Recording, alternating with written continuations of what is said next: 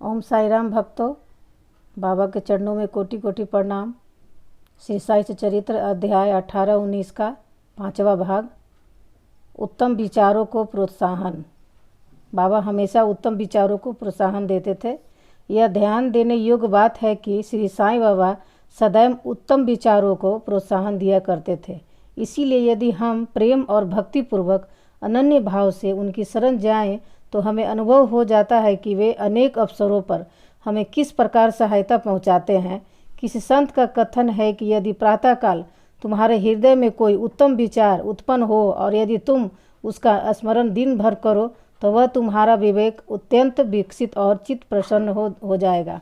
हिमांशु भी इसका अनुभव करना चाहते थे। इसीलिए इस पवित्र शिरडी भूमि पर अगले गुरुवार के समूचे दिन नाम स्मरण और कीर्तन में ही व्यतीत करूं, ऐसा विचार करके वे सो गए। दूसरे दिन प्रातःकाल उठने पर उन्हें सहज ही राम नाम का स्मरण हो आया, जिससे वे प्रसन्न हुए और नित्य कर्म समाप्त कर कुछ पुष्प लेकर बाबा के दर्शन करने गए। जब वे दीक्षित बाड़ा पार कर के बाड़े के समीप से जा रहे थे तो उन्हें एक मधुर भजन की ध्वनि जो मस्जिद की ओर से आ रही थी सुनाई पड़ी। एक नाथ का यह भजन औरंगाबाद मधुर लय पूर्वक बाबा के समक्ष गा रहे थे। गुरु कृपा अंजन पायो मेरे भाई, राम बिना कुछ मानत नाही। अंदर रामा बाहर रामा, सपने में देखत सीता रामा। जागत रामा सोवत रामा, जहाँ देखे वही पूरन कामा। एका जनार्दी अनुभव नीका, जहाँ देखे वहाँ राम से लिखा। भजन अनेक है, परंतु विशेषकर यह भजन ही क्यों औरंगाबाद करने चुना? क्या यह बाबा द्वारा ही संयोजित विचित्र अनुरूपता नहीं है? और क्या यह हेमाडपंथ के पिछले दिन अखंड राम नाम स्मरण के संकल्प को प्रोत्साहन देना नहीं है? सभी संतों का इस संबंध में एक ही मत है और सभी राम नाम के जाप को प्रभावकारी तथा भक्तों की इच्छा पूर्ति और सभी कष्टों के छुटकारा पाने के लिए इसे एक अमोघ उपाय बताते हैं। निंदा संबंधी उपदेश देने के लिए किसी विशेष समय या स्थान की प्रतीक्षा न कर बाबा यथा योग्य समय पर ही स्वतंत्रता पूर्वक उपदेश दिया करते थे। एक बार एक भक्त ने बाबा की अनुपस्थिति में दूसरे लोगों के सम्मुख किसी की निंदा की। गुणों की उपेक्षा कर अपने भाई के दोषारोपण में इतने बुरे कटु वाक्यों का प्रयोग किया कि सुनने वालों को भी उसके प्रति घृणा होने लगी। वधुआ देखने में आता है कि लोग व्यर्थ ही दूसरों की निंदा कर झगड़ा और बुराइयां उत्पन्न करते हैं। संत तो निंदा को दूसरी ही दृष्टि से देखा करते हैं। उनका कथन है कि शुद्धि के लिए अनेक विधियों में मिट्टी, जल और साबुन पर्याप्त है, परंतु निंदा करने वालों की उपयोगिता भिन्न ही होती है। वे दूसरों के दोषों को केवल अपनी जिह्वा से ही दूर करते हैं और इस प्रकार वे दूसरों की निंदा कर उनका उपकार ही किया करते हैं, जिनके लिए वे धन्यवाद के पात्र हैं। निंदक को उचित पथ पर लाने के लिए साईं बाबा की पद्धति सर्वथा ही भिन्न थी। वे तो सर्वज्ञ थे ही, इसीलिए उस निंदक के कार्य को वे समझ गए। मध्य काल में जब लेंडी सीडी गांव के पास से बहने वाला नाला के समीप उनसे भेंट हुई, तब उन्होंने विष्ठा खाते हुए एक सुअर की ओर उंगली उठाकर उससे कहा कि देखो वह कितने प्रेम पूर्वक विष्ठा खा रहा है। तुम जी भर कर अपने भाइयों को सदा अशब्द कहा करते हो और यह तुम्हारा आचरण भी ठीक उसी के सदृश ही है। अनेक शुभ कर्मों के परिणाम स्वरूप ही तुम्हें मानव तन प्राप्त हुआ है और इसीलिए यदि तुमने इसी प्रकार आचरण किया तो सीढ़ी तुम्हारी सहायता क्या करेगी? भक्त ने उपदेश ग्रहण कर लिया और वहां से चला गया। इस प्रकार प्रसंगानुसार ही वे उपदेश दिया करते थे। यदि उन पर ध्यान देने नित्य उनका पालन किया जाए तो आध्यात्मिक ध्येय अधिक दूर न होगा। एक कहावत प्रचलित है कि यदि मेरा श्रीहरि होगा तो वह मुझे चारपाई पर बैठे बैठे ही भोजन पहुंचाएगा।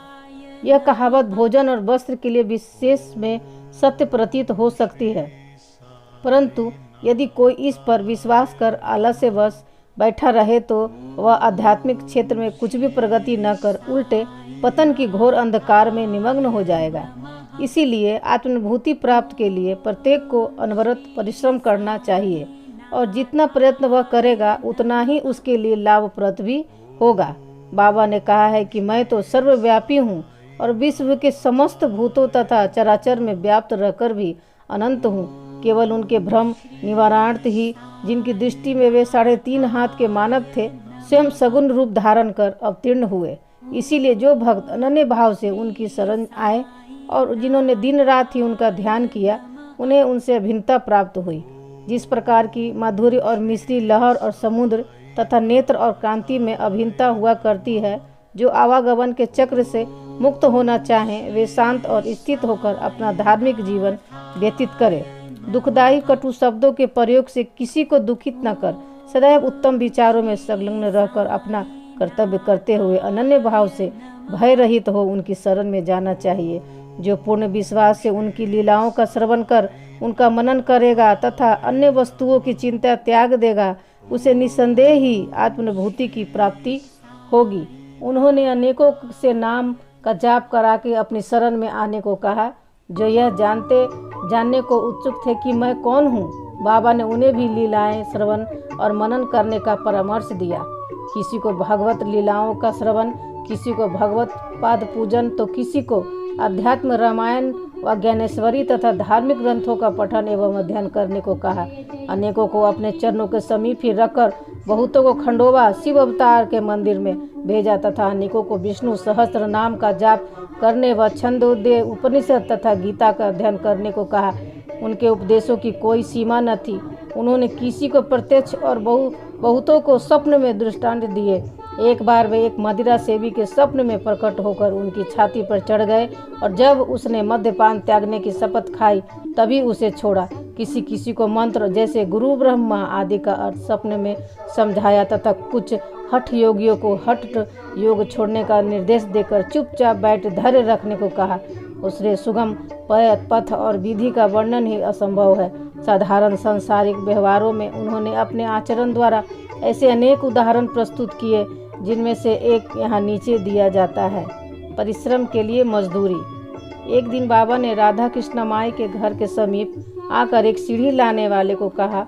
तब एक भक्त सीढ़ी ले आया और उनके बताए अनुसार बामन गोतकर के घर पर उसे लगाया।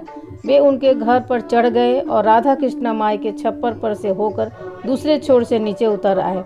इसका अर्थ किसी की भी समझ में न आया।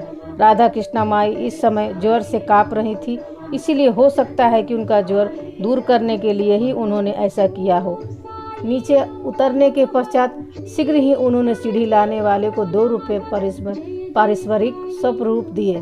तब एक ने साहस कर उनसे पूछा कि इतने अधिक पैसे देना क्या अर्थ रखता है। उन्होंने कहा कि किसी से बिना उसके परिश्रम का मूल्य चुकाए कार्य न करना चाहिए और कार्य करने वाले को उनके श्रम का शीघ्र ही निपटारा कर उदार हृदय से मजदूरी देनी चाहिए। बोलो श्री सद्गुरु साईनाथ प्रणवस्तु शुभ भवतु। श्री सच्चिदानंद सद्गुरु साईनाथ महाराज की जय।